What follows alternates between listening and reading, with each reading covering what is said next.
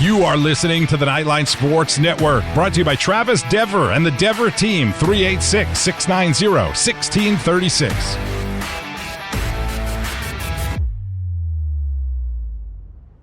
Knightline is brought to you by the Dever team, your source for New Smyrna Beach real estate and everything else New Smyrna Beach. Go to www.thedeverteam.com and call UCF alumni Travis Dever for all your New Smyrna Beach needs. 386-690-1636. That's 386-690-1636.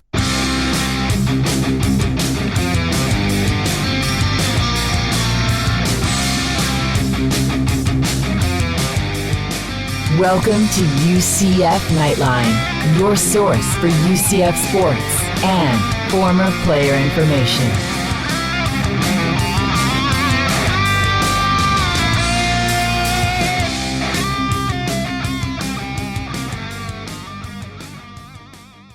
Hello, Night Nation. This is Andrew Phegley coming at you from the 1148 studios, and this is Knightline 259 from the award-winning Knightline Sports Network. Joining me as always, Roger Phipps, and on this week's show, Realignment Rodeo. It's happening, the 2021 season, that is. Knightline has its recruiting review, Rona realities, facilities update, the Tijuana Flats hot take of the week, and news and notes. Alrighty. Well, it's been a little while again. Kind of getting the new schedule of the radio show and this show in order. I still haven't totally figured out how we're doing this. Those of you that don't know, we're doing Knightline at night on Sundays at 5 to 6 p.m. on WDBO now. So, and we record Knightline on Sunday nights after that. So, the way I'm putting them out and all that, I'm still not sure. This has room to expand and do some different things. So, it's been a little bit confusing. I apologize not getting the call out for Ask Knightline questions and all that stuff, but I will get it together. It's just thrown me off, changing times and all that stuff. So we'll get it all together and figured out how we're going to do this during the season. It's a little bit different doing two shows on one night instead of doing them on separate days. So it is what it is. So, the schedule might be a little bit weird the next few weeks, but hopefully by the time the season starts, which is, by the way, coming up very, very quickly, 18 days, 21 minutes, and 36 seconds from when I am talking right now, that will start. That is when the game starts at the Bright House Network, or not Bright House Network Stadium anymore, the Bounce House. The Bounce House. And they still haven't announced this new stadium name, right? Have they announced it? Did I miss it? No. Well, okay. So it's not officially announced yet, though.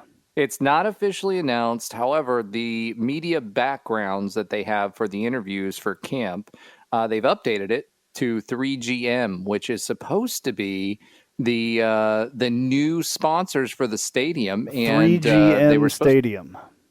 Right. And they were supposed to have a meeting about this to officially formally accept it last week in the Board of Trustee meeting. However, it was postponed due to quote unquote, what did they call it? They called it scheduling conflicts for last week, but it was definitely on the agenda for approval, as well as some very interesting tidbits that we'll talk about a little later on the facilities front. So, but yeah, it's supposed to be 3GM Stadium. So the answer to that question is no. It's not officially announced. Okay. That's what I was looking for. No. Yeah, so... Well, no. Yeah, so... It is still the Bounce House. I still call it Bright House Network Stadium. I still call it Spectrum Stadium, but it's really the Bounce House. And I hope that name, continues for a long time anyway, the Bounce House or something, with the name. I know there's contractual stuff that goes on in those, negotiations and stuff, what you get for your money and all that other stuff. So who knows if something, came up with that. And then we all know that there was another stadium naming deal that was about done before, and then the Florida legislature got involved in that. So who knows if maybe they've got their ugly paws in this one again or something. Who knows what's going on? But sooner or later, there may be a name for the stadium. The agreement did make it out onto the internet, and one of the parts that was on the agreement for this naming website or this naming convention was that 3GM would not get into a certain line of the insurance business that was what was supposedly holding up the roofclaim.com deal. So they purposefully did that to avoid the legislature on this go round. So hopefully that'll be the case, because it's a pretty sweet deal. Yeah, good. All right. Well, I think we can, to make up for last year's non-stadium revenue, easy for me to say, get it out. To make up for that revenue, I think that they need to do something. So I think they need to have a solid deal, obviously, and just to make sure everybody agrees and all that stuff, which is a little crazy. But all right, you wanted to talk about realignment and all this stuff. We've been away for a few weeks, and I know that some of this stuff is a little bit old. Actually, you know what? Before we do that, I actually have some clips, and haven't had any clips for a long time. So UCF is into their fall camp, obviously doing a scrimmage the other day. Let's hear about Gus and what he had to say about that first scrimmage. We just got done with our first scrimmage. It was really good information from a coach's standpoint. We started out with some live field goal block, got some good information there. We went 3 live reps of punt return. We're in the evaluation mode too. We're trying to figure out who's ready, who needs more work, start putting the piece of the puzzle, special teams. I thought that was a really good session. And then we just kind of went old school. We went to 100-play scrimmage. We put the ball at the 25-yard line. We rotated 3 groups almost equally. Had right at 100 plays overall. We had a little bit more run than pass. That was by design, and who can block, who can tackle, who can hold on the ball. Really good information. The defense had a very good day.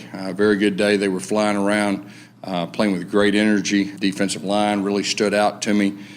Just did a super job with that. But overall, first scrimmage, it was good for us to kind of learn more about our guys. Put the ball on the ground. Put the ball out there and get on the sideline and see how our guys respond to adversity, success. And then we'll gather a lot of information from this scrimmage so we can start kind of narrowing things down. Now, we won't completely get all our ducks in a line until the second scrimmage, but today was really good. Like I said, I'm looking at body language, how we deal with success, how we deal with adversity, those little things, so we can learn more about our team, as a group, as individuals, before we get to the first game with Boise. All right. Well, good to hear Gus Malzahn. He sounds really excited, to be honest with you, personally. Also good to hear him. I did cut some things out that he said in there. The only thing I cut out was ums, because he says a lot of ums. And just we're back to the ums again. Weird pauses. So I do cut those out. If you heard any little spots where I cut, that was all I cut out. It was just ums and stuff. So, but anyway, good to hear him talking about the defensive line. I know that we just talked about this on Knightline at night, and you'll hear that probably before you hear this on the feed anyway. So that will be that clip, and this discussion might be a little bit of old news, but we can go a little bit more in depth here. But good to hear that he talked very well about the defensive line, because that's been something that we've been a little bit concerned with, but with the returns of Kalia Davis and the addition of especially Big Cat Bryant, I think we're in a lot better space than we have been in the past with that, and that's a really big deal.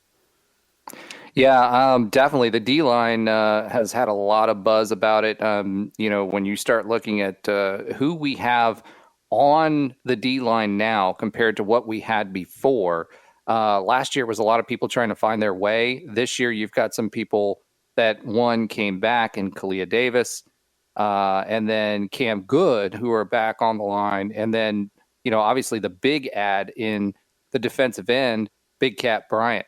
That's going to be a huge, huge deal for us. And that means all those guys that were playing last year are going to be depth guys for us.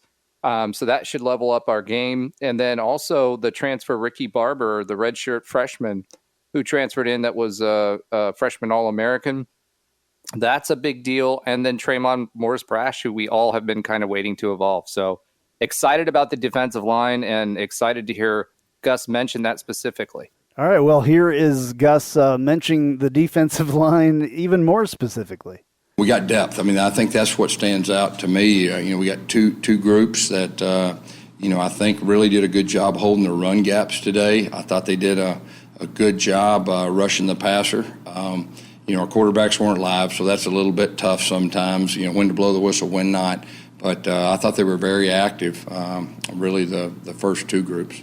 All right, well, he mentioned right there the two biggest things that the defensive line had struggled with the last couple of years, which were filling those run gaps and pressure on the quarterback. Those are the things that we have watched and it drives me crazy watching them, especially last year with not a lot of pressure on the quarterback and, really letting some of those big runs squish through the middle there, which shouldn't.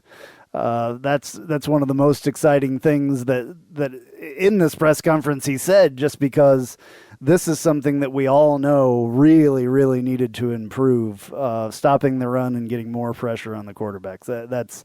There's nothing bigger for the defensive line to do than that. Well, yeah, and obviously we saw the results of that, especially with the young secondary last year. The biggest thing that we can do defensively. And to your point, watching the games the last couple of years, you saw the quarterbacks had, especially in that Cincinnati game or in the Tulsa game, quarterbacks scrambling around back there and finding time to find open receivers. There's no way if you're a defensive back or a linebacker, there's no way you're going to be able to defend that if that quarterback has 6 or 7 seconds to run around back there. I mean, Mackenzie Milton was the perfect example of that. He had the ability to be elusive. Yeah, absolutely.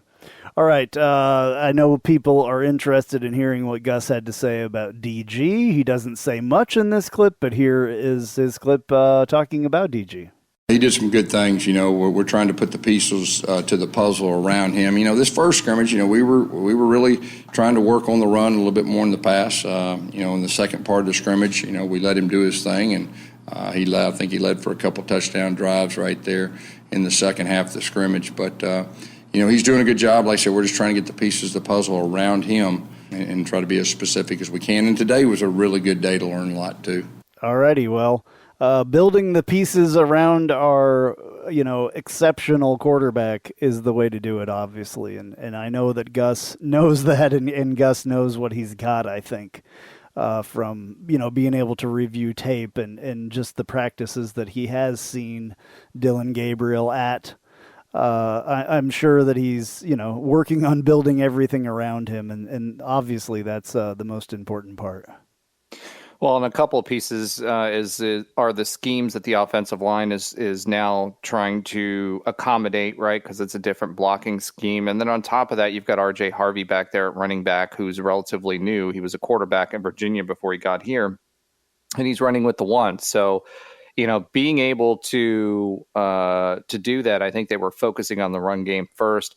Dillon also, one of the things he's mentioned, Gus has mentioned, and a couple of other folks have mentioned coming out of summer camp, was he truly has the ability to run. And we really didn't see Heupel take advantage of that in the previous seasons that he was coach. So I think with them running multiple backs in the backfield and everything like that, that'll open up the ability for him to run. Yeah.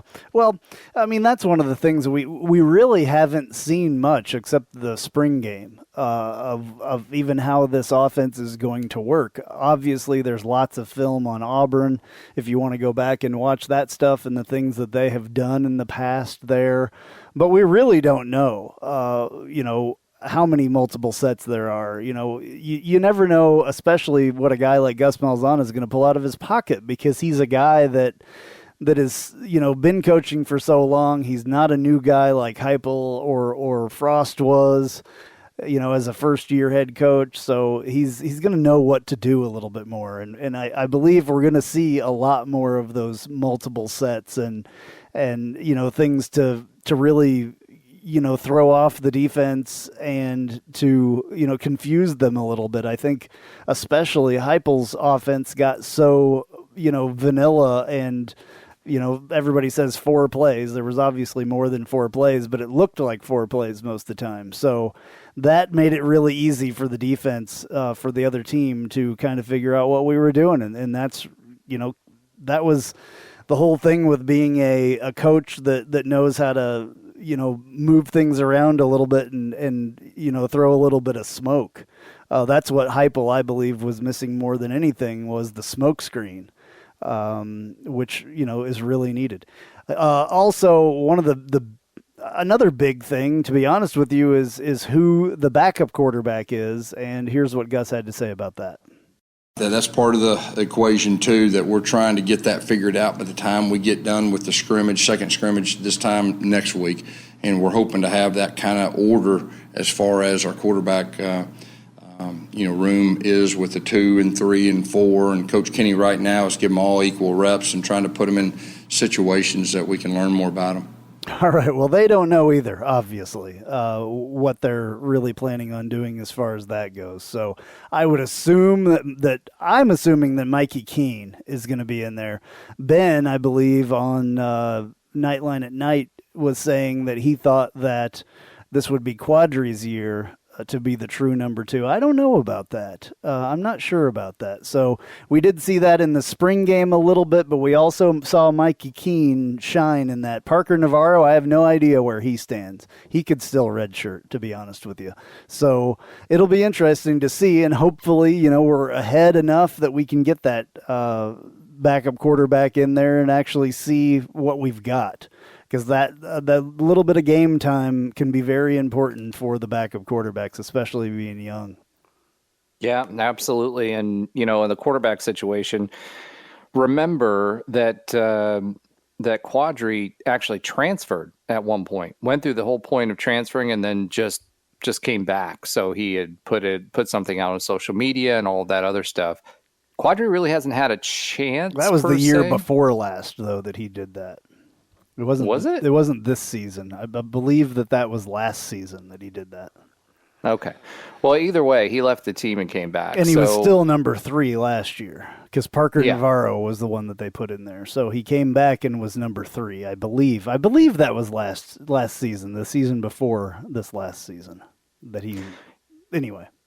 Yeah, either way, I mean, it's a situation where he's going to have an uphill climb. At some point, Dylan, if he does have the year that we're hoping he has, it's his junior year. He's going to start gathering the eyeballs of the NFL. And I'm sure that, having Gus on his side and his coach is going to help with that. So we've got to start identifying who the QB of the future is going to be. It's not going to be Quadri Jones. So yeah, well, it's definitely not Quadri Jones. I mean, it's definitely not. Yeah. So if I'm Gus, you've got to be thinking about that and putting whoever he thinks that is into those positions. He's got Thomas Castellanos coming in next year as well. But the 2 folks that we have on the roster right now in that QB room, he's got to start prepping them for who's going to take over, because the reality is, if Dylan does well this year, he may not be here next year. He might be in the NFL. Yeah. Well, we've got 4 quarterbacks on the roster, so that's kind of an interesting thing as well. There's a guy that will never probably play that is just a scout team quarterback, I would assume, Andrew Brito, that transferred in from UMass as a senior, redshirt senior. I don't see him, playing at all, hopefully, knock on wood. that he never has to. Yeah, that he never has to play. All the furniture in my house right now. Exactly. So Quadri Jones being a redshirt junior, Parker Navarro being a redshirt freshman, and then Mikey Keene being a freshman, and then of course Dylan Gabriel being a true junior. So yeah, 5 quarterbacks. 1, 2, 3, 4, 5. 5 quarterbacks on the roster. So hopefully we don't see more than 2 of those, I would hope. Anyway, here is what Gus had to say. Another thing that we're all kind of wondering about now, especially that Bentavious Thompson is not on the team anymore for whatever reason. We still haven't, I don't think, figured that out yet. I don't see him in the transfer portal. I looked at that earlier tonight. But we kind of need to know who's going to be back there. They kind of need to know who's going to be back there. So here's what Gus had to say on the running back situation. I think we had equal carries for the most part, and that was by design too. Really what I'm looking for, the first scrimmage, who will hold on the ball, and I think we did a good job of the running backs holding on the ball. Also looking to see who can break tackles. But the guys got equal reps today. They'll do the same thing the second scrimmage, and then we'll start, narrowing that thing down pretty quick too. Okay. Well, that kind of worries me a little bit, what he said right there. Equal snaps for all of them. So that tells me, just my personal opinion, that tells me they don't know who's going to be number one. They don't know who is the best one at breaking tackles and holding onto the ball and all that stuff. So I'm a little bit worried about those comments. Yeah, the running back room in itself, it has me a little worried now that we found out that Mark Anthony Richards or Richardson, I can't remember. Mar is recovering from an injury. So he's supposed to be back, according to reports that I've read, in the next 2 or 3 weeks. But that, again, takes us into the season without him having practiced. So, that's a little concerning. We were all expecting him to come in and take the lead, but obviously that hasn't been the case. Now you've got RJ Harvey out there. He was running in the ones in the summer. So we were expecting him to continue the spring.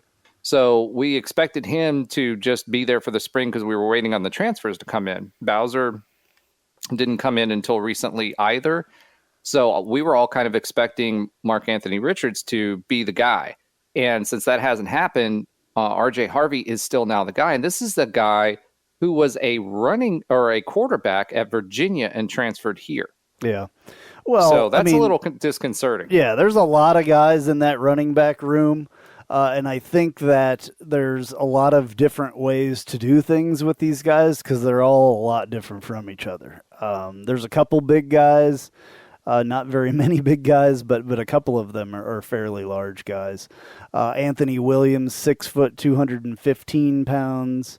But then you go down to Johnny Richardson, who we saw, do some cool stuff last year, 5'7", 170.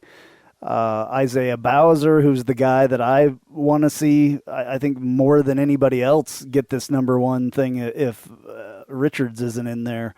6'1", 225 from Northwestern, and has probably the most game experience, just hasn't had any recently because he's kind of been injured as well. Trillian Coles, 5'8", 170. RJ Harvey, 5'8", 195. So Anthony Williams and Isaiah Bowser are the two big guys. And then Mark Anthony Richards, 6'1", 215. But, I have no idea. I know that he was a little bit banged up last year as well, and he didn't get the runs that he probably wanted to either last year. So that's kind of the situation with the running backs. I'm really pulling for Bowser. I want to see this big, bowling ball type running back with big arms go out there and do it. I saw tape on him from his couple of seasons, his 4 seasons actually at Northwestern. He's a transfer senior, grad transfer. And I'm really excited about this guy if he can stay healthy. That is the biggest thing with him and Mark Anthony Richards. They've both got to stay healthy to make this thing happen. But I'm excited that there's people like like Johnny Richardson to throw in there as well. Yeah, change things up a little bit. Yeah, absolutely. So a small, fast guy and then a big bruiser, I think is the way to go. You saw that with an NFL team. I think it was the Giants back in the day. They called their 2 running backs Thunder and Lightning. They had one that was Thunder that would knock people down, and then the lightning guy was really fast. I can't remember who the two running backs were, but that's the big one that comes to my brain as far as having a small fast guy and then a big bruiser guy. So, which can make it really interesting if you have, two different guys, that big of a size difference. I think it can make it extremely exciting to never know, especially if you have them both back there. You never know what they're going to do. If I'm a defensive back or a linebacker looking at running backs and I see a really tiny, fast guy back there and a big bruiser, that tells me it could go either way. So you never know. It's going to be very exciting to see, though. I'm really looking forward to seeing the running game. Probably more than the passing game. We kind of know, we know what Dylan Gabriel does. We don't completely know with all the wide receivers. There's tons of them on the roster, but we don't know who's really going to come out and make a big, going to really be the guy as far as that goes. But I'm really, really looking forward to seeing the running game, and I think that's something that we've kind of not had to think about the last couple of years because we had the tandem of Otis Anderson and Adrian Killens back there the last couple of years. And we all knew that they could break, big plays at any moment. So you never know. It'll be interesting to see, though. These are the things that I get excited about, when it's football season. I'm really looking forward to the running game. All right, here's what Gus Malzahn, I almost called him Josh Heupel. Gus Malzahn had to say about the wide receivers. We've got a lot of guys in a territory that just seeing who the cream's going to rise to the top, who that is. And so we're evaluating that on a daily basis for the guys that we feel like we can put in with that first group and execute what we need them to execute on a consistent level. That's probably the biggest thing. It's just getting consistent with our young and inexperienced receivers. I also think, and I want to caution people, Gus Malzahn has enough experience to maybe do something one game and do something completely different the next game, and he will really be able to adapt to what he sees happening out there a lot more than you saw, especially Josh Heupel do with adapting to, defenses and everything else. So with these wide receivers, it's great that we have, a ton of them. I have not counted them. I can real quick here, but there's probably 15 freaking wide receivers. That's what I meant. I might have said running backs there, but there's a ton of wide receivers and big guys, small guys as well. So I do like that I see a lot of them being over 6 foot back here. A lot of 6'2s, a lot of 6'3s. I'm a guy that likes tall wide receivers, so I would love to see the bigger guys. Although we know Jalen Robinson is a very exciting guy, being 5'9", 180. Did pretty well last year, but there's just a ton of other guys now, so it'll be interesting to see who they put out there.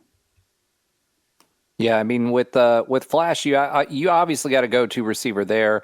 The challenge for him is, if you don't have any other weapons that people are afraid of, then he's going to be covered up by the best DB, and then you take your best weapon away because any DB with size is going to and that has any talent, it's going to make things tough for him because he's going to be covered up because of his size.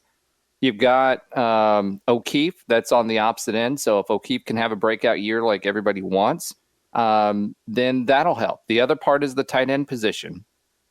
Part of the problem with Heupel's offense was they didn't really use the middle of the field. So if you can use your tight end and make that tight end possession a weapon other than in the red zone, then that means that the defenses have to change their tactics, and which also helps the wide receiver as they're running their go routes or slant routes or whatever they're going to be running. So I think the key here is identifying the top 3 receivers, Flash, O'Keefe, or 2. Who's that third one going to be? And there's a lot of options because we've got some great receivers that we've brought in. Robinson, one of them. I don't know about great. That word is overused because I don't think any of these guys are great. You know what You I'm don't saying? think so? Not great. I don't know anybody on this roster besides Dylan Gabriel and a couple other guys that I would ever say are great. Well, you've got the Tennessee transfer. Great. It's just something that's used too much. That's all I'm saying. I think that's a strong word. I think the Tennessee transfer is a good receiver, and he'll be a solid receiver. He's a senior leader in the Right. wide receiver room. But the one that I'm really I wouldn't looking call at, him a great wide receiver, though. and I'm that's not. all that's all I'm saying. Yeah, the one I'm really looking for is the 5-star that transferred in from Notre Dame. That Right. guy had, and the big thing that the folks over at Notre Dame said was that he had to learn the offense because they're very, very senior laden up there. They tend to put their seniors up because it's a complicated offense. And so he was doing much, much better towards the end of the season with that. So I expect him with a year of conditioning and understanding how to learn these plays. I expect him to be a surprise. And I think he's going to be a great receiver because he has all the physical attributes to be that person. Right, yeah. And then, of course, we have our 4-star freshman as well. So there's 16 wide receivers on the roster. That's nuts. 16. And the biggest guy, which is, I always find the sizes of people, especially, I mentioned tall wide receivers. We have one guy that is 6'5", 210. A redshirt freshman, Stephen Martin, and I don't know that we ever saw him last year. So Jalen Griffin as well, 6'3", 185, probably a little bit bigger than that right now as far as 185. Then a Cade Sams, redshirt sophomore, 6'3". Jordan Johnson, you mentioned, from Notre Dame, 6'2". Kadeen Robinson, 6'2", Brandon Johnson, 6'2", Dante Marks, who we haven't seen a ton of as well, 6'2", Darius Melton, I don't know anything about him, redshirt sophomore, 6'3", Jalen Griffin, 6'3", I don't know if I mentioned him already, but some big wide receivers out there, so will be interesting to see what happens with that. And then the tight ends as well. Got a lot of them on the roster too. Let me see. 1, 2, 3, 4, 5, 6, 7, 8, 9. 9 or 10 there with with tight ends. And we recruited the heck out of tight ends the last couple of years, and we only really used 1 or 2 of them. So obviously, Jake Hescock is back and I think he's in, 5 or 6 years now with everything. So, I think he's his 6th year this year, although it feels like he's 72. Right. So we have him and, Zach Marsh-Wojan is probably the next biggest guy. He's a 6'5" guy, 245. Charlie Browder, though, as well, redshirt or a freshman, 6'7", 260. That's a big dude. Browder was getting a lot of play and a lot of positive commentary about him earlier on in the spring. He seems, obviously we're going to ride the senior hand. You can't go wrong with a 6th year senior who's played fairly well, but I expect Browder to make a leap. Yeah. And then we've also got Jordan Davis in there that hopefully will be back from his injury. That's Gabe Davis's brother as a tight end, 6'4", 250 as well. Hopefully.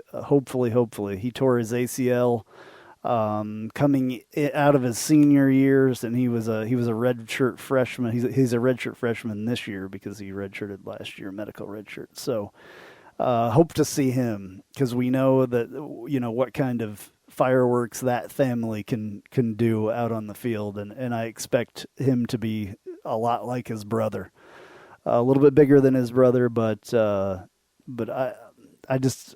can only imagine. I saw him play at Sanford High School a few times, so excited to see him. All right, let's get to the next Gus. Okay, that's pretty much the end of him, but this is what he is going to work on, what's next, basically, in the next week and the next scrimmage, what he wants to get taken care of. repeating our installs, trying to get as specific as we can, start putting ourselves in some game-type situations that you need to go over in fall camp before you get to the season. 2-minute situations will be tomorrow, and then we'll have some more red zone, some more third down work, and that'll be part of it. All right, there you go. That's what they're working on. So coming up quick, do have a couple clips here from Tatum Bethune, a guy that I think jumped off the TV screen, or if you were watching it at the stadium, the guy that really jumped off the field for me watching in his freshman year. And now, I believe, what is he? I have to look now. Tatum Bethune. I want to say he's a junior, isn't he? Yeah, I think so now. He probably is.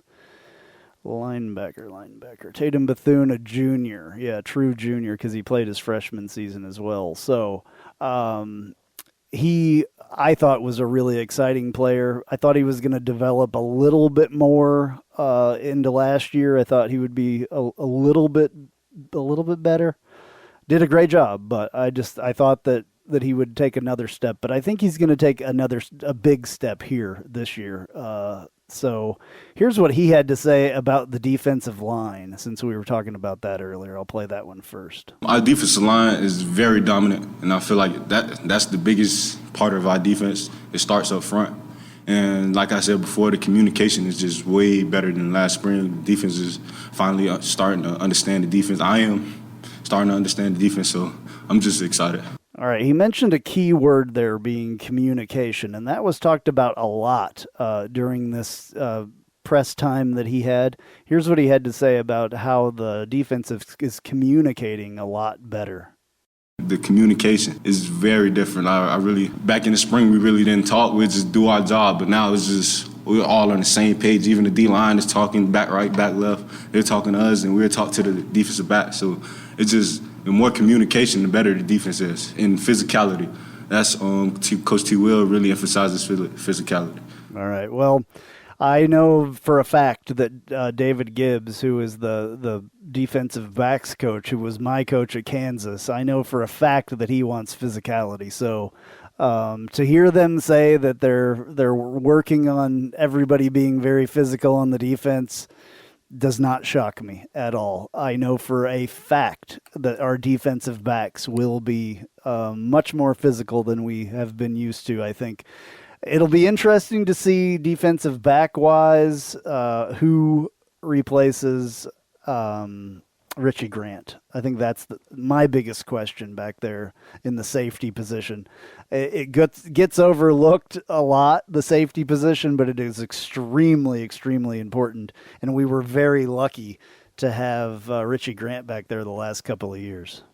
Yeah, I mean, Richie's been great. Richie's great strength was not just that he was good at reading passes, but he was used and leveraged all over the field in blitz packages. I mean, you'd see him on the left side of the field, the right side of the field. He disguised himself coming up the middle, coming through a gaping hole. And, he was a hard hitter. I mean, when he put a hit on somebody, he put a hit on somebody. He was not afraid to give a lick. So it'll be interesting to see.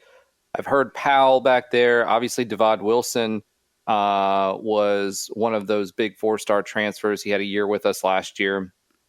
He should be back, and he, from what I've heard, has been the one that's kind of been taking on that leadership and that strong safety role. Okay. So it'll be interesting to see how he does with another year under his belt. Hopefully he is a little bit smarter with how he delivers a hit, because he could definitely deliver a hit, but it got him out of games a couple of times last year. Yeah.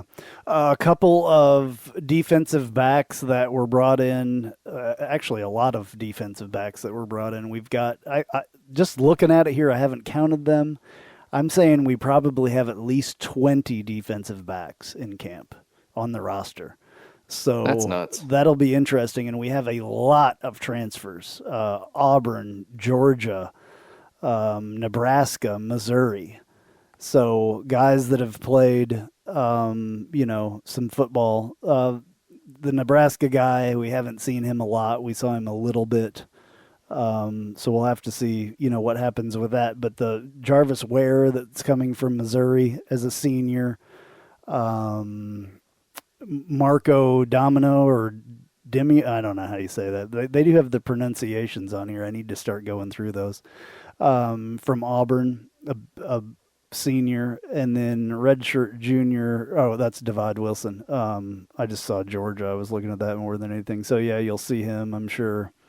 But with 20 guys, I mean, and the guys of all different sizes as well back there. So this will be interesting to see. When you have this many guys on your team, that means that they're really unsure.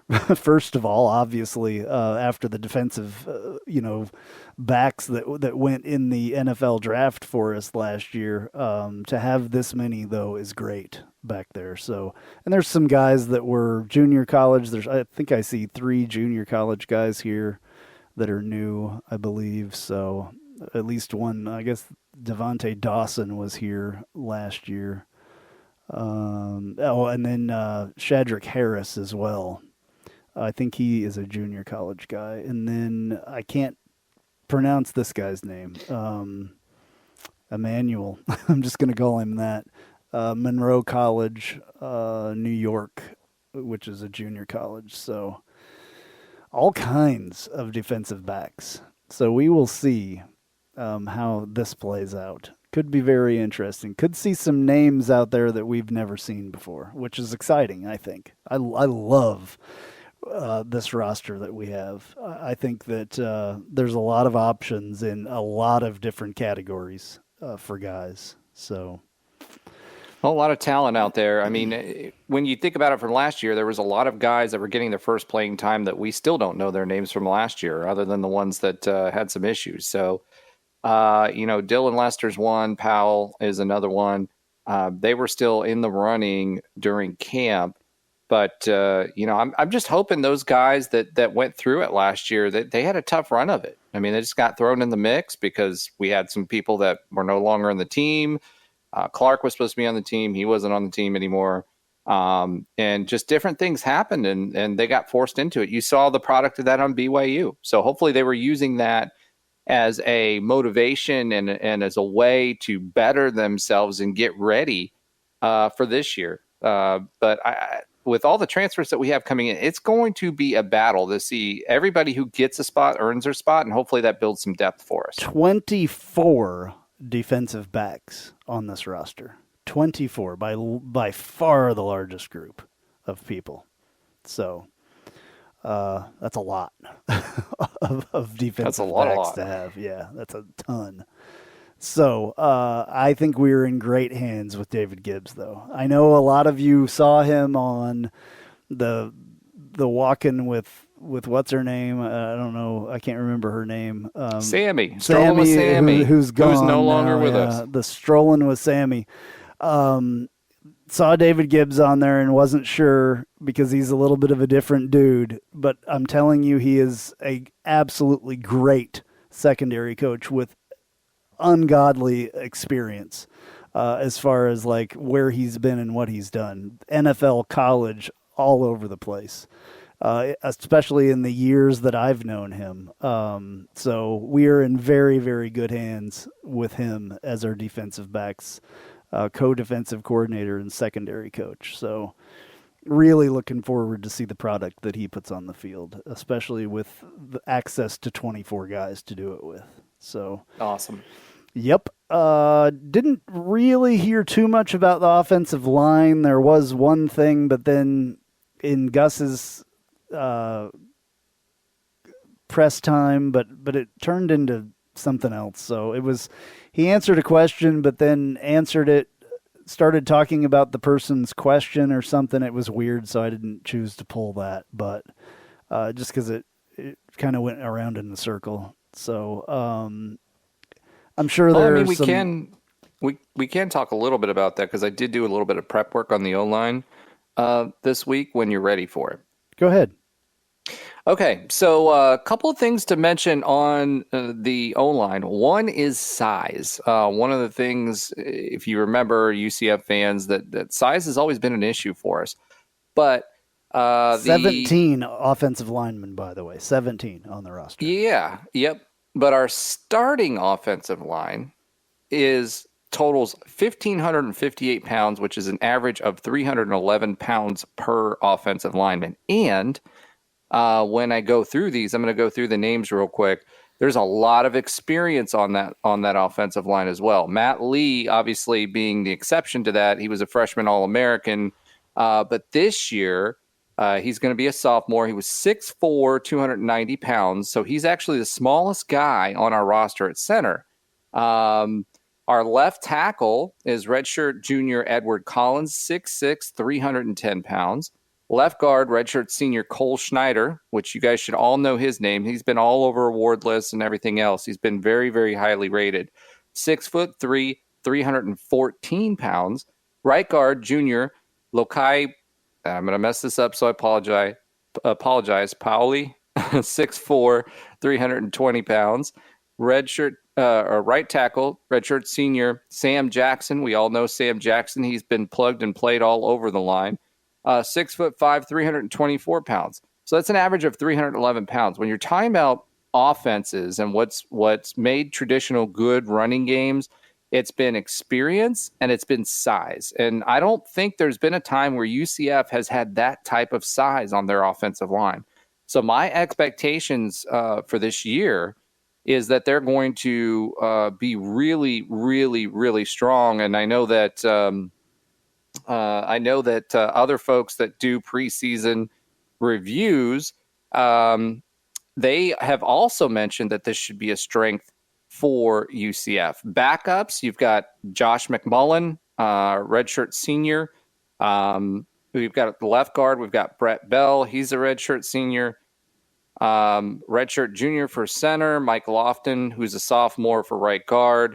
And then Marcus Tatum, who was a grad transfer. So again, these are all guys that we know. So they've got the experience, they've got the reps, and what's hugely important is the size. Now, the only thing is for this year is, again, the size is important.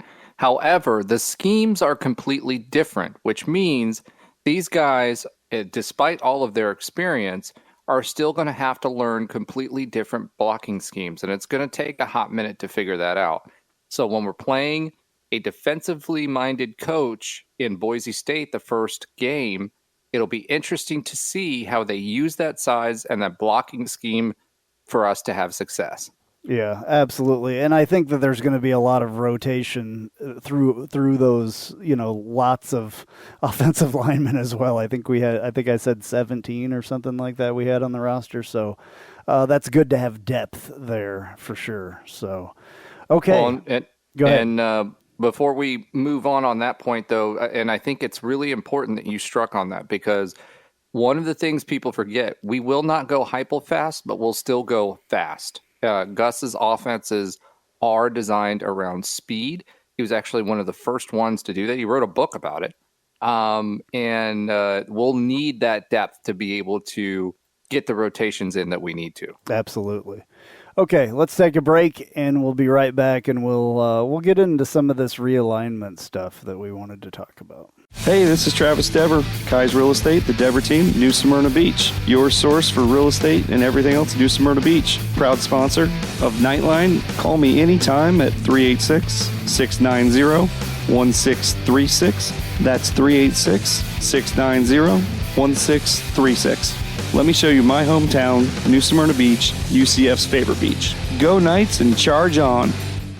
An auto accident can change your life forever. At Chad Barr Law, we are raising the bar on what to expect from your personal injury attorney. Hi, I'm Chad Barr, and I want you to know that our entire team is dedicated to providing you with the representation you deserve in your greatest time of need. If you or a loved one have been injured in an auto accident, call 407-599-9036 for a free consultation or visit chadbarlaw.com. At Chad Barr Law, our clients come to us in need and leave as family. Offices, Altamont Springs. Looking for more out of your Porsche? Look no further than Flat6Motorsports.com. They have the widest selection of aftermarket Porsche parts anywhere in the world. With over 85 product lines and in-depth expertise, Flat6Motorsports.com is your one-stop shop for any Porsche performance needs. Whether you're shopping for intakes, exhausts, suspension, or tuning, they have you covered. Flat6Motorsports.com is the premier Porsche aftermarket specialist. Check them out at Flat6Motorsports.com. All right, we're back, and we wanted to talk a little bit about this realignment junk that's been happening. Man, there's just been so much going on in the last few weeks with all of this that we, I guess, need to kind of catch up a little bit, and maybe doing it this way, we can get caught up, and you can get caught up as well, the listeners. Go ahead, Roger. I'm going to let you kind of take it. Yeah, so it's much to do about nothing per se, right? So one of the things that everybody was excited about was, we heard about these moving pieces in the Big 12 and everything that happened with Texas and OU, and everybody expected, hey, invites are going to go out to backfill. Well, that didn't happen. There's a lot of moving pieces that have happened since then, and not just with the Big 12, but with some of the other major conferences. So, for the Big 12's part, it looks like they've been working through a playbook, and a playbook that they've had out on the public. They're going to wait. They're going to try some public legal. Yeah. Yeah, exactly. They're going to do some public legal pressure to start. I think the teams themselves in the Big 12 are definitely reaching out to other people. But they also understand that they're on a cash cow with this grant of rights that they have. It's pretty solid. Nobody really wants to test it. So at least publicly, Texas and OU are saying, hey, we're going to write it out. The teams themselves have an advantage to stick together until that agreement is negotiated, if they're going to leave early. Even if they leave early and they decide, okay, we're going to break up the conference and move on, I don't think we see anything until that negotiation is done. Now, the Big 12 came out and very publicly put some pressure on ESPN and our conference. The next thing they did was they reached out to the Pac-12 for scheduling alliances. So this was pretty interesting, that something that came up differently. They're going to be in need, and something people don't think about, with only 8 conference members, they're going to have to fill holes in their schedules. So there's approximately 5 games per year, the way that the Big 12 is set up, that they're going to have to replace per team. And most of the Autonomous 5 are scheduled out 10 or 15 years in advance. So that's going to be very, very difficult for them to do. So what they've done is they've said, hey, Pac-12, we'd like for you to be our scheduling partner. And the Pac-12 said, okay, we'll listen. The new commissioner listened, and then immediately after that, maybe 2 or 3 days, the ACC, the Pac-12, and the Big Ten came out and said, hey, we're looking and talking about doing a schedule alliance between the 3 of us. So basically snubbed the Big 12 for that. They're trying to generate enough power to offset the balance with the SEC, and the Big 12 teams are basically left holding the bag. So they're going to need to backfill at some point, just simply to have enough games to continue to exist, even if they're planning on holding out till 2025 to get that payday from Texas and OU. So that has all happened. This is exactly why I'm going to interrupt just for a second. Yeah, this is go right exactly why I'm saying, and I said the last time that we did a show, that the Big 12 is on their way out. I think I just think that they're going to be gone. There's not going to be a Big 12 anymore. I know this in my heart that's going to happen. It won't be, if there's a Big 12 at all, it won't be anything like it was before. It will never be the same without Texas and OU. I think that completely diminishes that entire conference. So I think somehow the Big 12 goes away with whatever happens. Well, the Big 12, to your point, though, the Big 12 has already gone away. Without Texas and OU, they've already gone away. They still have till 2025 when this actually happens, though. So that's what they're saying, yes. But I'm pretty sure. Look, the Big 12 teams are doing one of two things. We all know they've been very public about reaching out to other conferences, right? So they're doing one of two things. They're going to sit and wait no matter what until one of two things happen. The negotiations happen with OU and Texas, and they get let out early. The negotiations are in place. They get paid out, and Texas, OU go on their way, and then they're going to try to go to other conferences, right? That's number one. Number two is, hey, Texas and OU write it out. They're going to write it out as long as they possibly can to make sure that they get all the cash that they possibly can. And if they do let them out early, the way that they could offset some of the losses that they would take would be to try to negotiate and leverage that as a negotiating tactic with Fox and ESPN, lock into a longer contract and say, hey, yeah, you may think we're only worth $14 or $15 million a school, but we want you to up the ante and we'll for a longer period of time, and we'll let Texas and OU out with not as much of a payment.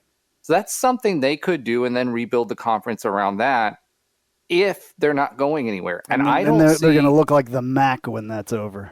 I mean, that's literally. I mean, they're going to be relegated down to like MAC or Sun Belt status, I think, personally, when this is all said and done.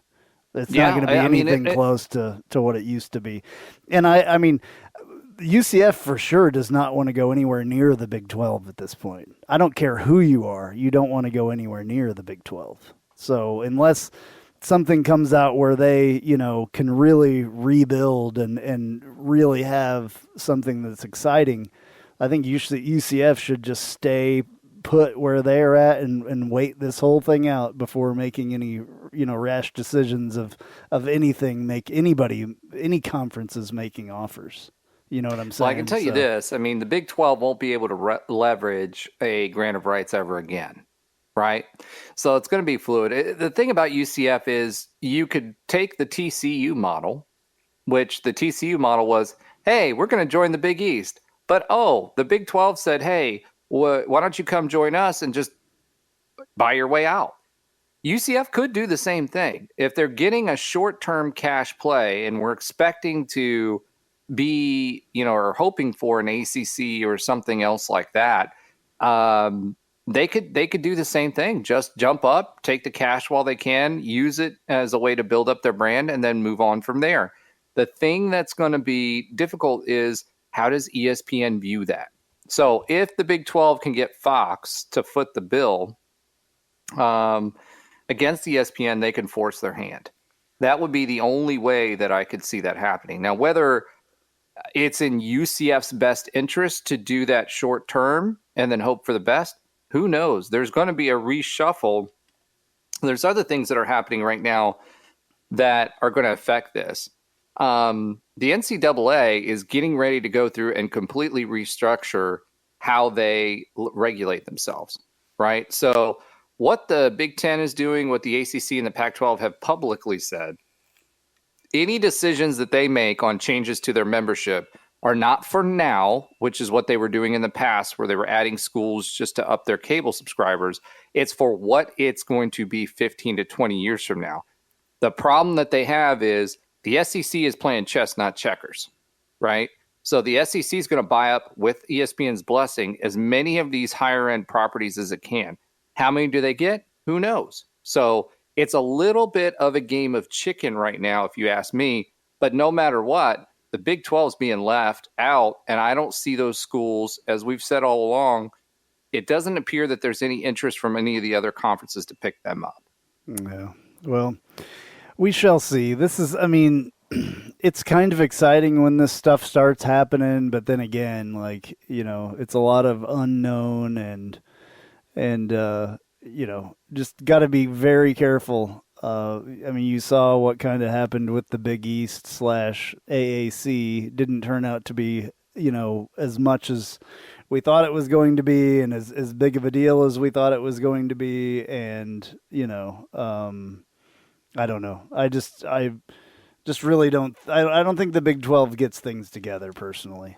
Well, and here's the thing, if this scheduling alliance goes through, that's really going to hurt not just the Big 12, but the American, because the opportunities to play autonomous 5 teams are going to be next to nil if you take those 3 conferences as well as the SEC out of contention. Yeah. Right? Mm-hmm. If you can't schedule with those schools, you don't have anybody left but the Big 12, which are, to your point, going to be relegated almost to at least the level of the AC. And then, what do you do then? Yeah. That's the interesting interesting part about this, because if that scheduling alliance goes through, that's probably the worst thing that could happen to UCF, whether they go in the Big 12 or stay in the American. The other part about this is, that scheduling alliance, I don't see why the ACC would allow that to happen unless they're afraid that they're going to get poached, which, by the way, FSU's president was out on Twitter saying, hey, look at me. We are great options along with Clemson. Yeah, for not for the Big 12. But for other, for the big, for more importantly, they want in the SEC. Right. Now, I don't know if Florida would ever let that happen, but if they're going beyond the 20, they may allow duplicates. But at the end of the day, they're looking out. That's an ACC anchor school. FSU is a brand name for the ACC, and they're doing that on behalf of Clemson. I can guarantee you this: if Clemson wasn't interested in testing the waters, FSU's president would not be saying their name in conjunction with a public statement like that. Right. Yeah. Well, this whole thing, once it plays out, will be very interesting. We've been hearing about this for years with these super conferences and everything else, and I think that this is the beginning of that. So, well, the other thing that's really interesting to note, word leaked out that UCF drafted and sent a package to the A5 commissioners for realignment. So basically like a pitch, right? But the interesting thing is the timing of this. This happened before Texas and OU moved on, right? Before that became public knowledge. And it was updated and sent out since TMO, or Terry Mohajir, was our AD. So UCF went out and pitched ourselves to the A5 before Texas and OU left, and after Terry Mohajir was on board. Yeah. He may be making more moves than we think. He's been involved. There's a lot of Big 12 people that were involved in the Big 12 and other conferences on the coaching roster and everything else now. So Terry Mohajir was involved at Kansas for a very long time.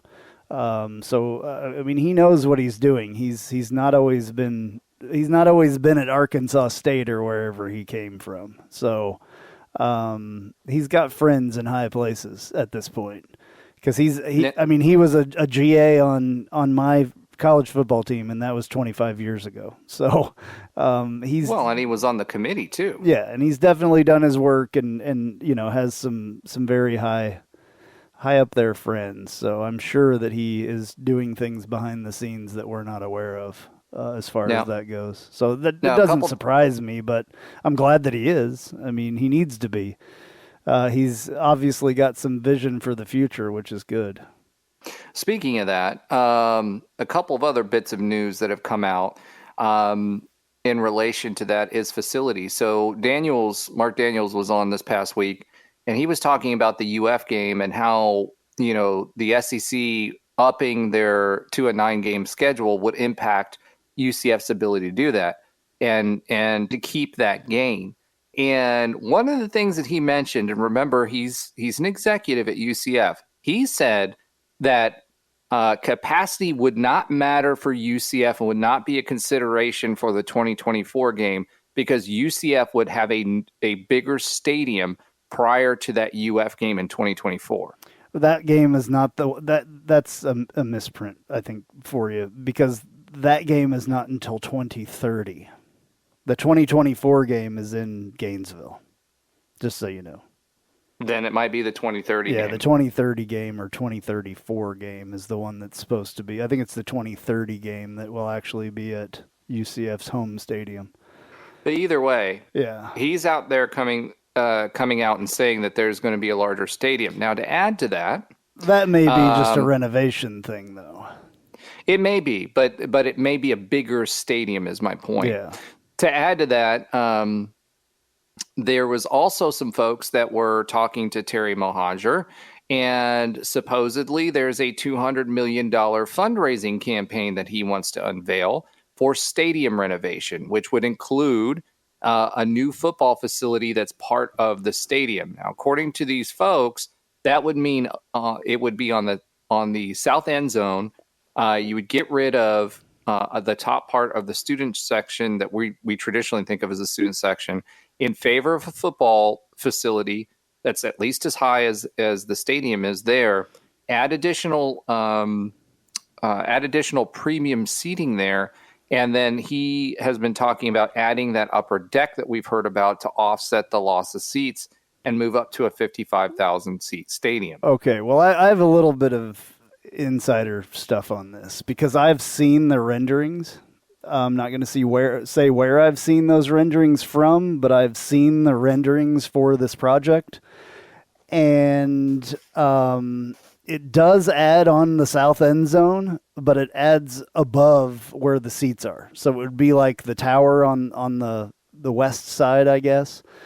I don't think it would take seats out. I really don't think it would take seats out from what I remember in the pictures that I saw of this. I mean, I saw the actual renderings for this thing that some, architecture company has done.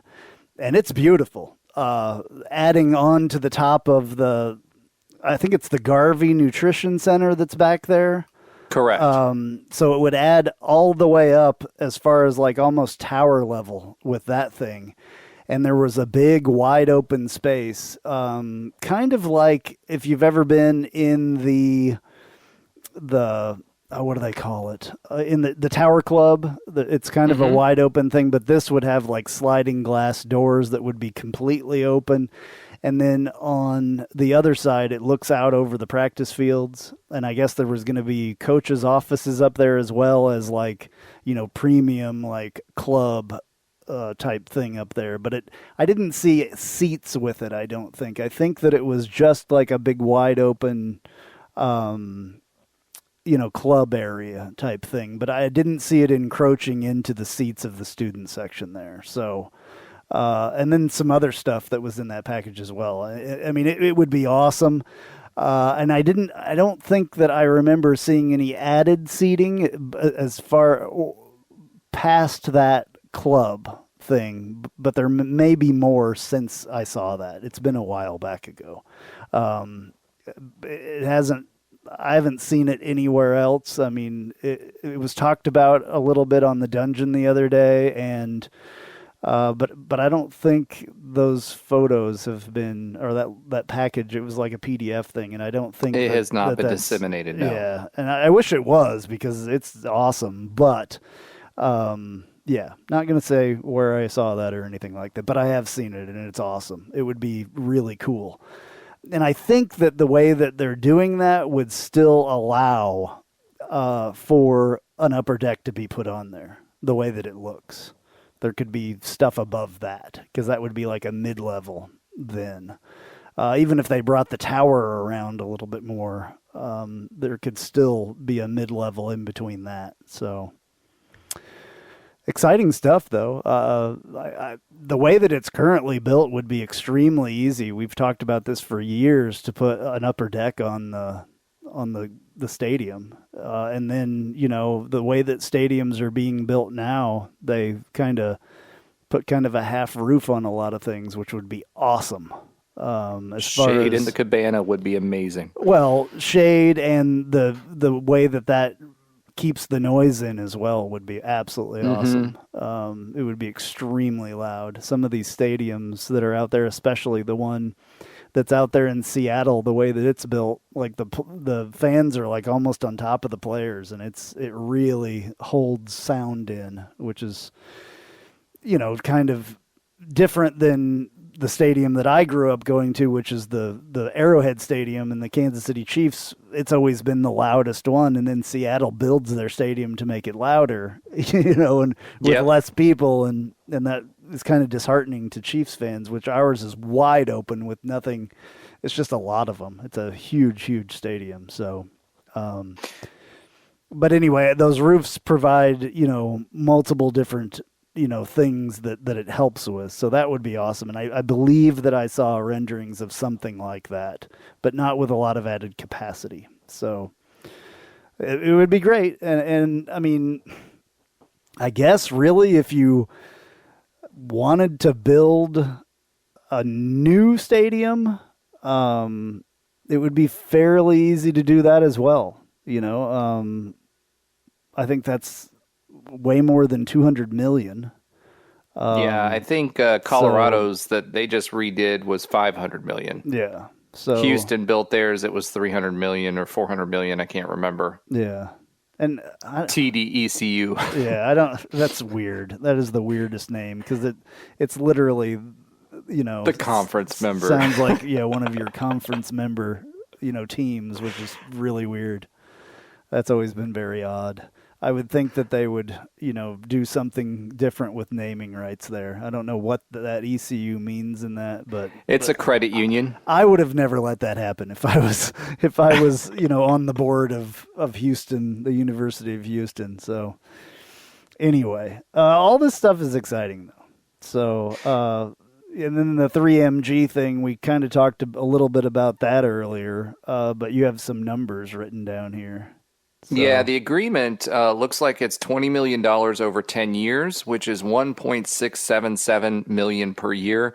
Slightly less than what we were getting from Roof Claim, which is I think $600,000 or $700,000 per year more, and for a little bit longer term. But much better than what we were getting, almost double. It was double what the original agreement was with Bright House, which was for $800,000 a year, which they subsequently negotiated down to $500,000. So when they were here, they actually were paying us $500,000 per year for most of that agreement. So that's a huge bump in revenue. And when you consider, our TV payout was around $2 million per year, and we're getting that for 1.7 for 10 years for the stadium revenue, and it has an escalator in it, so that if we go into an automatic 5 conference, I believe it bumps to 30% or up to 30% more that we can ask for that. So there's an escalator that's already built in there. And like we said, it was on the agenda for this past week's board meeting, or not board, bot meeting, but that's been pushed back to the 19th. And there was actually a presser scheduled for immediately after that for Terry Mohajer, and of course that was canceled. So that was when the announcement was supposed to happen. We'll see when it becomes official. But the presser signage has already been updated. So when you look behind Gus Malzahn when he's up there talking about practice, it already says 3MG on there. Okay, cool. All right, well, we'll see how all this develops. It'll be interesting going into a season. I hope that they would get that done in the next few days, so that could be on the stadium and ready. They have now 17 days, 22 hours, 56 minutes, and 28 seconds to get that done. So, woohoo! Yep, we are getting there fast. I have this countdown, watching it every second we get closer.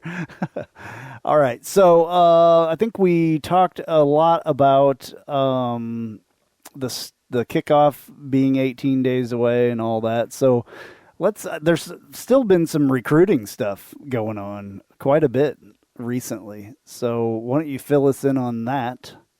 All right.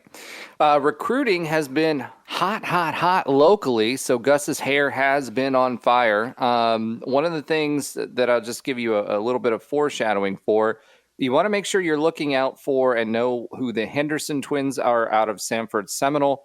They're 2 defensive backs that are twins, clearly, that are highly talented, and the expectation is that they will come to UCF as well. They were a package deal with their teammate, Cam Moore, who recently committed this past week. He's a 2022 3-star outside linebacker. He's 6'2", 205 pounds, so he's got some good size on him.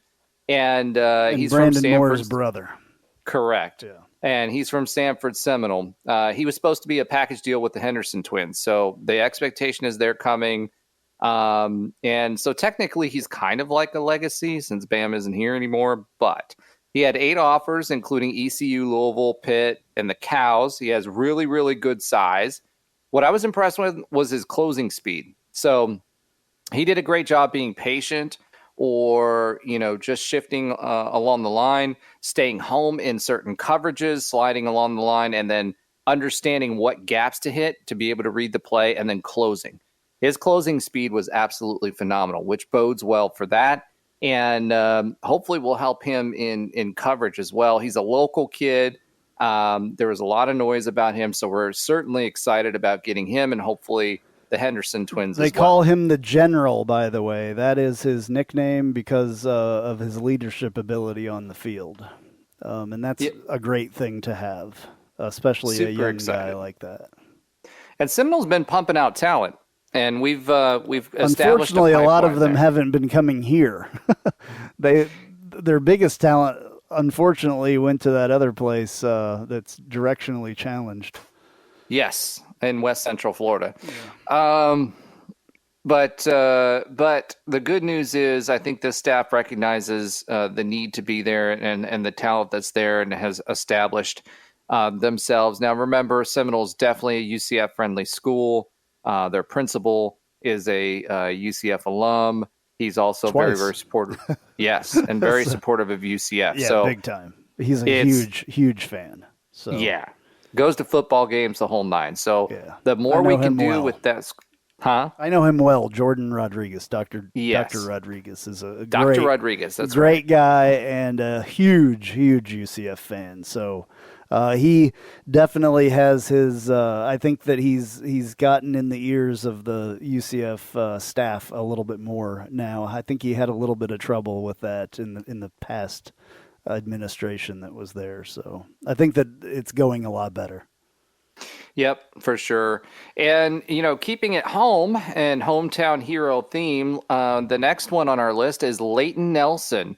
He's a 2022 6'6", 278-pound 3-star offensive tackle from Boone High School right here in Orlando, Florida.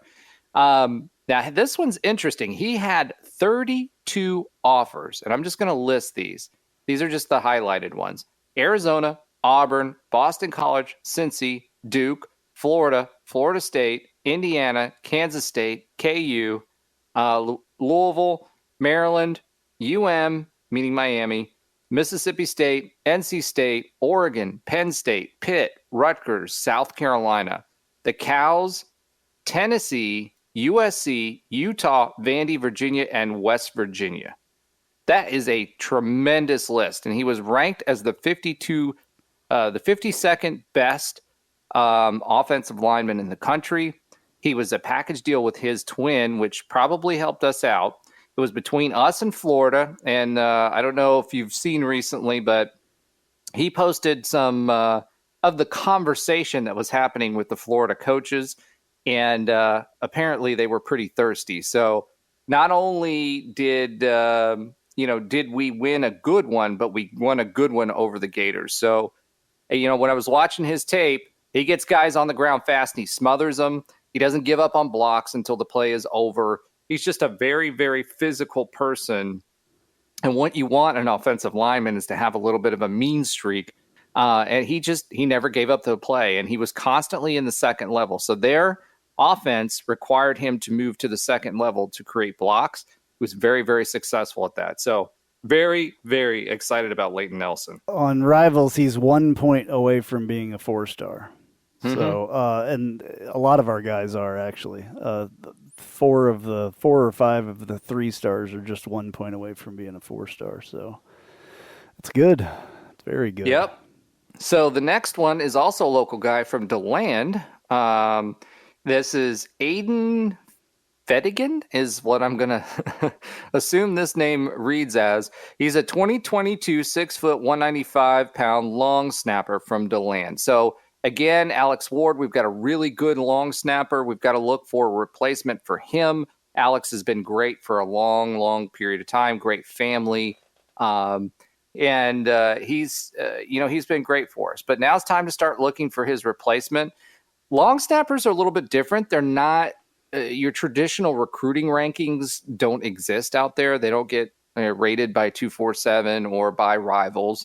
They actually have a camp circuit and different camps that actually rate them. He was rated as a 5-star in the kicking camp circuits. He's a Wilson All-American, rated number 1 long snapper by Corn Blue and NKR and HKA. He's a top 40 pick. This kid seems to be pretty talented. His secondary position was linebacker, so I don't think he'll be a linebacker for us, but if he's as good as what he's rated, he'll be great, and it's another local kid, so I'm very, very excited about that. All righty. Anything else? So, yeah, just a couple quick tidbits I'll run through here. UCF has a higher rated recruiting class than half of the Big 12, according to Christian Simmons right now. There's lots of people doing stats. There's another person who said if we add, these are the folks that we're expected to get right now. McDonald, the Henderson twins, and Madison will be at 170 points with 14 recruits. Last year we had 175 points with 20 recruits, and the year before that 160 with 20 recruits. That's crazy. So the whole point with that is to point out our average star rating is way up. UCF is number 2 in the AAC rankings right now on Rivals and number 1 in average player ranking on 247. We have the number 247 has us ranked currently as the number 56 rated class, number 46 in average score. Rivals has us at even a little bit higher at number 54 and the number 44 average. We're literally recruiting at or better than 32 A5 teams right now. All right. Well, that's important. That's ridiculous. That's good to see because our numbers have not been that great the last couple of years. So yeah, and everybody keeps hearing we haven't won a lot of these, 4-star battles like we were expecting to see a few more come in. But as you said, Andrew, a lot of them are rated like 3.7 on Rivals, which is 1 point away. So our average ranking is higher than it's ever been. All righty. Hey, let's take a break, and we'll be right back, and we'll finish this thing up. If you haven't figured it out yet, I love Tijuana Flats. I would love them even if they weren't a partner with us on the Knightline Sports Network. They have all kinds of great Tex-Mex food, and it's fresh, by the way. Made to order burritos, tacos, enchiladas, chimichangas, quesadillas, bowls, nachos, and taco salads. And if you haven't tried the queso, you are completely missing out. It is the best queso that I've ever had in my life. Absolutely hands down. And the sauce bar that they have, everything from wild to mild in there. Absolutely awesome stuff. Not only do I love the food at Tijuana Flats, but I love the company, a UCF-born company, and they give back to the community with the Justin Queso Foundation. So head to your local Tijuana Flats. Tex-Mex for everyone.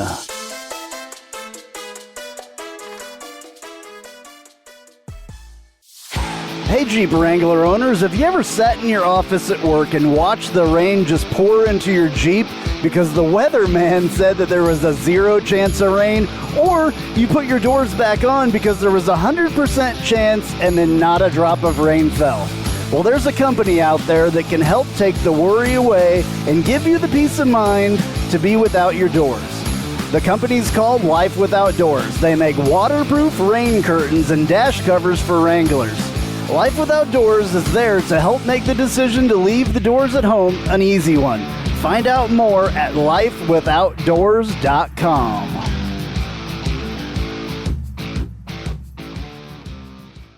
Spice up your company with homemade marketing services from Tasty Gravy Creative. Tasty Gravy serves up a menu of budget-friendly marketing, graphic design, and public relations services customized to your specific goals. Co-owned by a UCF graduate, Tasty Gravy can help refresh your brand, strengthen your online presence, or reinforce your company's message. Contact Tasty Gravy for help with your website, social media, marketing, advertising materials, and more. Visit tastygravy.com. All right, a couple more things that we want to get in here as well. Roger, you have some numbers on the COVID stuff as far as like it's concerning football. Go ahead with that. Yeah, and this will be real brief, guys. Gus had mentioned in right before his presser earlier on this week that the team was at about 70% vaccinated. Now, 70% seems low, and the goal for the NCAA guidance was 80% to be pretty sure that you're not going to have a problem. But remember that last year, several of our guys, we had a little run-in with COVID last year. So some of these guys, that 70% may be a misnomer. as a lot of these guys may have already had it. So, 70% is a little concerned, and the AAC actually came out this week and said that they are not going to allow making up games if there's a COVID issue. So in other words, if you've got too many people on your roster and you're not comfortable playing the game and you walk away from it, you forfeit. There's no makeup game, even in intra-conference games, which is kind of crazy. I also thought I heard the commissioner of the AAC, which I can't remember his name. Mike Oresco. Yeah, Mike Oresco. He's milk carton. Milk carton guy, so he's kind of forgetful. Easy to forget his name. He said something about they're not doing testing before games this year in the American. It depends on if you met a certain threshold. Okay. The SEC is doing the same thing. If you hit over 80% of your team vaxxed, then they aren't testing. Okay. So yeah, or if they've already been vaccinated. That's interesting. So we'll see how that turns out. Go ahead, though. I'm sorry. Yeah. But no, it's an interesting point because, again, no matter how you feel on the issue, it puts UCF in a unique spot. If we run into COVID issues this year and our depth is depleted, or, we run into a COVID issue and we have to forfeit a game, that would be problematic for a lot of reasons. It would also mean that there's lost revenue out there for the team. So it has some potential for issues. And then the second thing would be if someone goes out for COVID for a couple of weeks, by the time they come back this year, the NCAA and the AAC are not allowing anybody to be participating in any activities, which means last year, some of them who had COVID could still do certain things as far as working out, as long as the schedule was different. Not anymore. So basically, these guys are not going to be working out. They're not going to be able to participate in any team activities while this is ongoing, which could hurt as well. 2 weeks of missed workouts and everything else on top of having COVID, that's going to put you down for probably 3 to 4 weeks. Yeah, so hopefully that won't be a problem. No, keep your fingers crossed. Yeah, hopefully college football is not affected nearly as much as it was last year about this, because we don't need that. We need to have a season and a full season and everything work out. So hopefully everything goes good. Knock on wood. Hopefully. And folks, this is if you were wondering why the autograph sessions were canceled, this is why. They aren't going to allow folks to get close to him just in case there's a cross-contamination there. So just understand that. You be patient with it. They're trying to protect not only the players, but the games and our ability to watch them. I didn't hear anything about that. Were people upset that they weren't having? Well, they didn't exactly come out and say why they were canceled, right? That was... Yeah, but that's, it should be kind of common sense in this time. You would think, but it's not. So there are a few rumblings about that as to the why and whatnot. Okay. Were we having a COVID outbreak? Is this a precaution? Whatever. UCF could have done a better job of messaging that, I think, to get ahead of that. So moving on, the next thing that I had on my list was there were some facilities updates as well, in addition to the ones we mentioned. A part of that $200 million was rumored to include upgrades for other teams as well, which obviously we need it. Baseball scoreboard, anyone? I mean, that thing is looking terrible now. The Lazy River was confirmed, so that is going forward. Remember, that was earmarked before. It's supposed to be moved closer to locker rooms. And one of the things that Terry Mohajir said was that he wanted to have that particular project have more therapeutic focus. So basically think about what they could do for the players. I don't know, maybe not put them in trash pans full of ice and water to help them. Maybe they'll have a facility for that or anything like that. But basically he's reimagining what that project was looking like. And it's still supposed to be a revenue generator. That's been the way to do it for years, though. So with the trash cans, or we used to use like the big watering troughs that they use, in like a farmer's field with his cattle. That's what ours at Kansas were. So it's been a thing for years, just filling those with ice and then putting some water in there. Well, that's a big... ice baths are really important. Yes, they are. We also replaced the turf in the IPF, and just not this week, but I think it was last week, the IPF was finally finished in gray, folks. What is IPF, so people can understand? Indoor practice facility. Oh, okay. So it for a while there, it was like one wall was painted gray to match everything else, and then it just stopped for some reason, and so it was like a tan gray, like a tan wall for half of it and gray with the other. They actually finished it, so that's good. It looks a little bit better than an unfinished project. It's been raining quite a bit in Central Florida here, so maybe that had something to do with it, the weather. No. This is like months and months and months. It's been sitting like that. Okay. So I don't know why, but it was before Terry Mohajer. They painted the one wall when they finished the football operation or the sports operations center that they have there, the new one that they just built.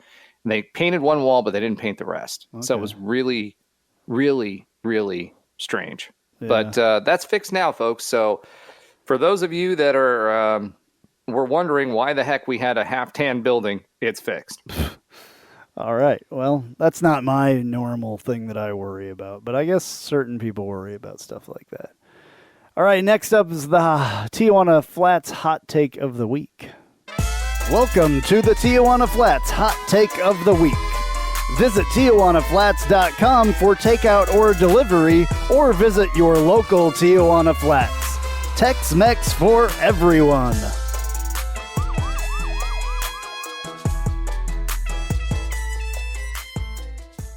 All right, Roger, what is your Tijuana Flats Hot Take of the Week? By the way, just real quick, Tijuana Flats has had some new stuff recently. They had some street corn tacos that were absolutely awesome, and then they have their cilantro lime rice. If you haven't had that, I think that's still going on. Definitely get out there and check out Tijuana Flats. They're always doing new stuff recently, which is really cool. And it's as awesome as ever, but even getting better. So check out Tijuana Flats. All right. I didn't think it could get better, but clearly it has. So the cilantro rice, I can tell you this, I did have a taste of that. It is very, very, very good. So if you get an opportunity to go check it out, you should make it a priority and definitely have some of that. That being said, my Tijuana Flats hot take of the week is that I'm going to borrow on the news and the stadium renovation that we were talking about earlier, and I'm going to say that UCF will have an expanded stadium seat. UCF will have an expanded stadium seating capacity of 55,000 by the year 2024. By 2024. Yep. Even though I'm going to stick game, to it. Okay, all right. Even though that game is 2030, so. All right, my Tijuana Flats Hot Take of the Week this week is going to be that we are solidly in the top 25 when it comes to after the Louisville game. So that would be week 3 or week 4, I believe. So solidly in the top 25 at that point. I think the Boise game is going to be a really big deal, and I think that the Louisville game is going to be a really big deal. And we're going to really show in those two games what we're about for the pollsters. The Bethune-Cookman game, I don't think is really going to be considered too much in that because that should be fairly easy to take care of. But maybe, you never know. If we put a big enough whooping on those guys, maybe that will have some effect as well. So we obviously, have to make a statement in that game. So that is my Tijuana Flats Hot Take of the Week. News and Notes is next. And now, news and notes from the world of UCF sports.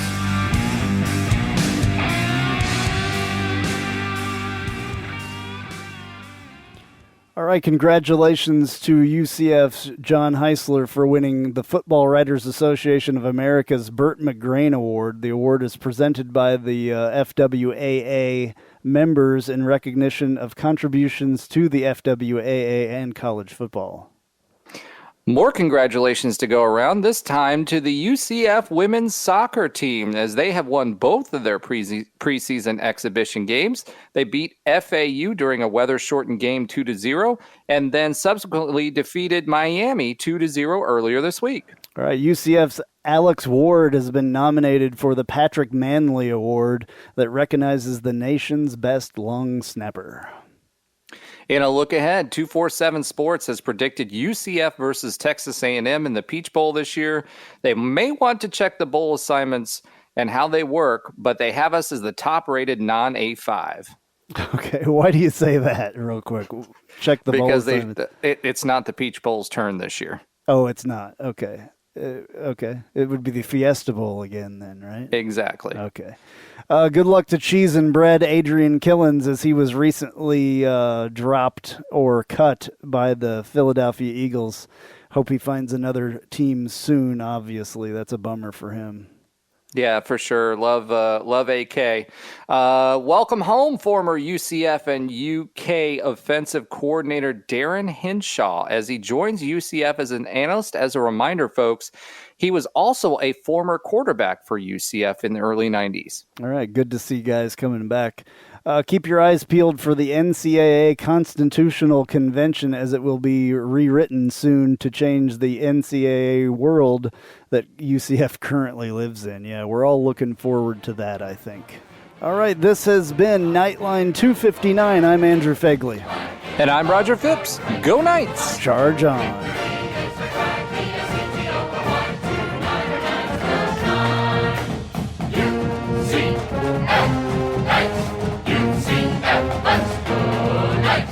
UCF, charge on to the field.